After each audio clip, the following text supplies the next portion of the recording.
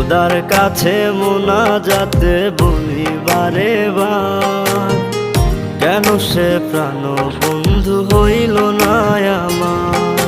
খোদার কাছে মোনাজাতে বলি বারে বার, কেন সে প্রাণ বন্ধু হইল না আমার। নই কি আমি তার যোগ্য, নাকি আমার এমন ভাগ্য, এত ব্যথা সইতে আমি পারবো না যে আর। খোদার কাছে মোনাজাতে বলি বারে বার, কেন সে প্রাণ বন্ধু হইল না আমার।